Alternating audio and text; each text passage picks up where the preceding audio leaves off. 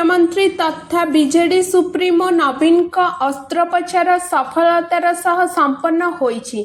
Cervical arthritis अस्त्रोपचार सफल होईछि। मुंबईर Kokilaben Dhirubhai Ambani hospital रे नवीन का अस्त्रोपचार होईछि। मोट 4 घंटा ऑपरेशन रे 2 घंटा मेजर ऑपरेशन रहिथिला। से 2 दिन ऑब्जर्वेशन रे रहिबे। 4 ରୁ 5 दिन पर हॉस्पिटल रू डिस्चार्ज हेबे। वर्तमान से रिकवरी रूम रे अछंती एवं सुस्थ अछंती। नवीन को ऑपरेशन में भारतर सबुठु भल स्पाइन सर्जन माने नियोजित थिले। नवीन को स्पाइन ऑस्टियोपोरोसिस होई तांकु जंत्रणा अनुभव हेउथिला। ए सब बयस जनित रोग बोली डॉक्टर रमाकांत पंडा सूचना देइछंती।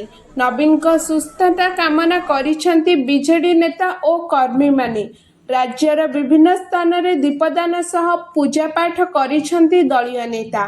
ट्विन सिटी कटक भुवनेश्वर थिबा तांका प्रशंसक माने दीपदान करिछंती। Bureau report around Odisha live.